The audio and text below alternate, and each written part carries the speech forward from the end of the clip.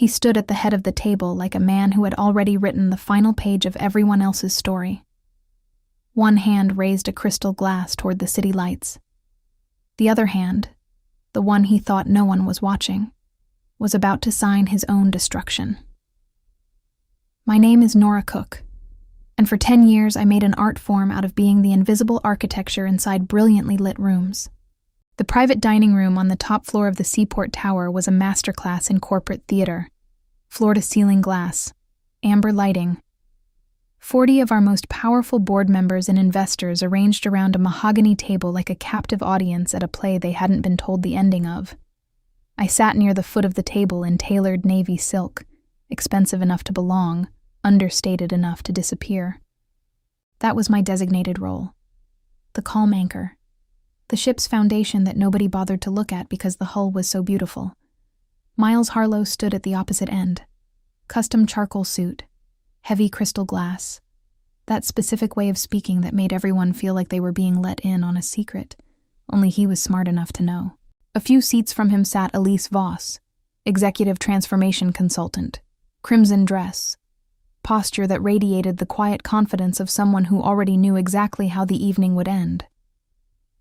Her eyes locked onto Miles with an intensity that went well past professional admiration. I watched them both. I had been watching them for a long time. Then Miles tapped his spoon against his glass, and the room went perfectly still. He opened with the usual praise. Record quarter, visionary growth, the bright future ahead. Then his tone shifted. The warmth evaporated. He cleared his throat and looked deliberately over my head. "I must share a personal update," he said, his voice carrying the clean, bloodless precision of a quarterly earnings report. "Nora and I have decided to end our marriage. This is strictly amicable and perfectly aligned with our individual trajectories. Furthermore, as we enter our next aggressive phase of expansion, Elise Voss will be officially assuming the strategic portfolio and operational oversight that Nora previously managed." He packaged our divorce and my termination into a single corporate press release, delivered it to 40 witnesses, and waited. The silence that followed was the sound of 40 people realizing they'd just been made complicit in a public execution. I did not cry. I did not flush. I did not tremble. I reached for my water glass, took one slow, deliberate sip, set it down, and looked directly at my husband. And then I smiled. Not a polite, pained smile forced through grief. A serene, profoundly unsettling expression of absolute peace. The smile of a woman who is no longer playing the game you think you're running. I watched the triumph in his eyes flicker, just for a fraction of a second. He had staged this moment to break me, and I was denying him the wreckage entirely. I stood, smoothed the front of my dress, and said quietly, "If you'll excuse me, I have some urgent transitions of my own to attend to." I walked toward the oak doors at the back of the room, unhurried, heels clicking in an even tempo, spine perfectly straight. As the doors closed behind me, I pulled out my phone and sent one encrypted message to my best friend and forensic accountant, Jules Danner. Open the file. Miles thought he had just written the final chapter of our shared story. He had absolutely no idea I'd already finished writing the sequel. We built Stratodine Civic from a freezing, unheated office above a dry cleaner. $900 a month, 2 founders, 1 relentless ambition. From the very beginning, the division was clear. I was the engine room. He was the hood ornament. I drafted the operational structures, negotiated the contracts, mapped the 5-year growth trajectories, rebuilt deployment timelines from scratch during a crisis, quietly restructured agreements to save client relationships he nearly destroyed. He took 3-hour lunches, made promises that didn't exist yet, and took credit for the things that made them real. I essentially built the pedestal he stood on. The dangerous thing about that is that eventually, the man starts believing the pedestal grew naturally beneath his feet. By the time our revenue crossed 50 million, Miles had transformed. The grind of our early days was replaced by a warm bath of sycophants and press releases. And in that new light, I became inconvenient. I was the one person who remembered the night he cried on the floor of our apartment over a denied loan. Too familiar, too pragmatic, too tied to the dirt to fit his newly polished mythology. The erasure was slow and deliberate. He talked over me in senior meetings, hand on my arm. Appreciate the granular details, but we need to focus on the macro. He presented my risk mitigation framework to the board as his own late-night epiphany, my name stripped from the title slide. When I confronted him, he adjusted his tie and told me it looked better for optics if the big ideas came from the top. There came a specific moment in my late 30s when the fog of devotion finally burned off. My silence, which I had spent years mistaking for love, crystallized into something else entirely. It became an instrument of observation. I stopped reacting and started watching. I downloaded server logs to an encrypted drive. I cross-referenced his inflated investor presentations against the actual operational metrics I managed. I archived deleted emails, altered projections, every legal overreach. I began waiting for the exact right moment. 7 years before that dinner, during disaster relief work after a major hurricane, I saw a catastrophic gap in emergency logistics infrastructure. Medicines sitting in warehouses on the wrong side of flooded roads because no centralized routing system existed. I saw the problem, and I saw the solution. I reached out to 2 brilliant people, Rhea Dalton, a supply chain architect, and Milo Vance, a predictive data engineer. We met every other Sunday in an unbranded coffee shop in Cambridge. Out of those caffeinated sessions, Harbor Forge was born, a technology startup with a proprietary predictive modeling engine that could route critical medical inventory dynamically around disaster zones, bypassing the bureaucratic choke points that killed traditional contractors.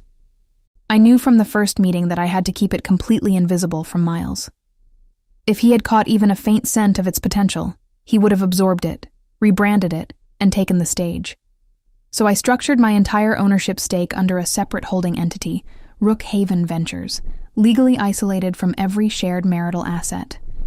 The insulation was surprisingly easy. 4 years ago, our tax attorneys recommended a routine personal wealth restructuring. Tucked inside that thick stack of documents was an airtight, irrevocable post-nuptial agreement, explicitly decoupling our independent business ventures. Miles barely skimmed the bolded headers. He grabbed his fountain pen and signed without a single question. Asking would have required him to show genuine interest in something that didn't serve his image. He knew Rookhaven existed. Tax filings required that transparency. He dismissed it as my little side consulting project. While he was redesigning his wardrobe and memorizing Elise's vocabulary, Harbor Forge was quietly doing the actual work. Long-term operational contracts with 3 state emergency management agencies. Profitable, entrenched, entirely off his radar. But here was the part Miles never saw coming. When Stratodyne started hemorrhaging cash 18 months prior, desperate for a revolutionary narrative to inflate their valuation, his engineering team quietly borrowed a demo environment from an old shared server, a fragmented sandbox-era iteration of Harbor Forge's predictive model. I saw the server access logs light up the moment they started using it. I sat in the back of the room and watched Miles stand in front of our board and pitch a sophisticated proprietary supply chain architecture he claimed Stratodyne was developing in-house. He was selling technology he did not own. Technology that, down to every patent and line of code, belonged to me. I never handed him a poison chalice. I simply allowed him to drink from the wrong cup while believing it was his. The morning after the dinner, Miles walked into the kitchen expecting a hurricane. He found me typing an email at the Marble Island, already dressed, already calm. His entire prepared script dissolved on contact. He tried corporate language. A necessary personal repositioning. Aligning with individual trajectories. Optimizing the narrative. I completely agree, I said. 3 words. His mouth stopped moving. I agree we should get a divorce, I continued, flat and unreadable. My attorney, Tessa Rourke, will contact your representation by 3 o'clock to initiate filings. We don't need to discuss the emotional mechanics further. Relief flooded his face. In his mind, my composure was total surrender. He leaned on the counter, magnanimous, benevolent, the conquering king offering generous terms. 50-50 house split. Joint accounts divided cleanly. He'd retain full equity in Stratodine. I'd sign a standard NDA. Everybody wins. He reached across the marble to place his hand over mine. I pulled my hand back, lifted my coffee, and said quietly, "I'm not signing anything. Every word you want to say to me goes through Tessa from this exact second forward." The smile slipped. For the first time, he felt ground he didn't understand beneath his feet. His ego wouldn't let him entertain the danger for more than a second. By 9 that morning, I was in a soundproofed conference room on the 42nd floor. Tessa Rourke, ruthless and brilliant. Jules Danner, the most lethal forensic accountant on the eastern seaboard. 3 simultaneous fronts: the divorce, the forensic audit of Elise's fabricated invoices, and the legal fortress around Harbor Forge. Jules spent 72 hours inside Elise's billing history. What she found wasn't corporate bloat. It was a masterclass in white-collar fraud, hundreds of thousands of dollars, 0 verifiable deliverables. When Jules cross-referenced the metadata of the few documents Elise had actually submitted, she discovered they were recycled templates from a previous engagement, a mid-tier automotive supplier, with a basic find and replace to swap in Stratodine's name. $45,000 to read plagiarized air. Tessa followed the legal liability. She pulled Miles's most recent investor pitch decks and pointed a manicured finger at a specific bullet point. Stratodine held exclusive, unencumbered rights to a predictive logistics optimization engine. A documented lie. He was leveraging Harbor Forge's proprietary technology to solicit tens of millions from institutional investors. "This is no longer just a messy divorce," Tessa said, her voice perfectly calm. "This is securities fraud." Then came the call from Sadie Cole, Miles's terrified executive assistant, her voice trembling. For 18 months, Miles had ordered her to retroactively alter official meeting minutes, scrubbing my name from major operational decisions and attributing those pivots to him. Or to Elise. He wasn't just stealing my present. He had been actively rewriting our past. Sadie had kept the originals on a hidden flash drive. We built the timeline across the entire conference room wall, the day Elise arrived, the moment the budget shifted to accommodate her retainers. The exact hour Miles began making fraudulent promises about technology he didn't own.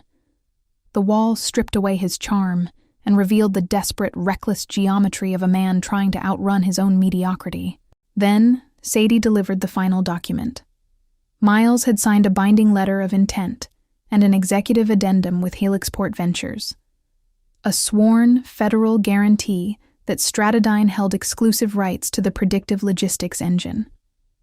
He had personally guaranteed the sale of something that belonged to me. He had locked himself inside the cage. And in his arrogance, he had been the one to pull the door shut. The final dinner was Miles's idea. He selected an ultra-exclusive club in the Back Bay.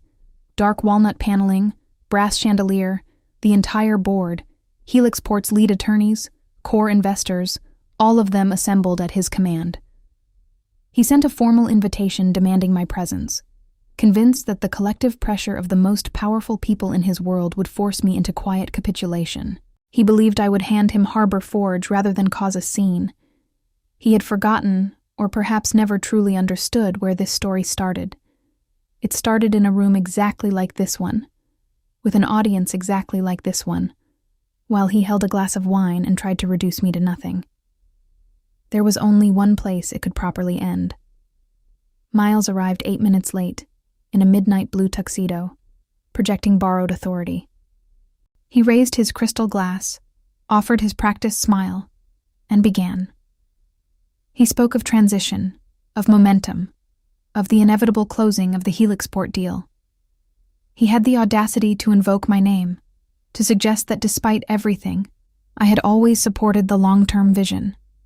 I let him finish exactly one sentence before I reached into my leather portfolio, pulled out a cream-colored legal envelope, and slid it down the center of the polished walnut table. It stopped precisely in front of Calabash, chairman of the board.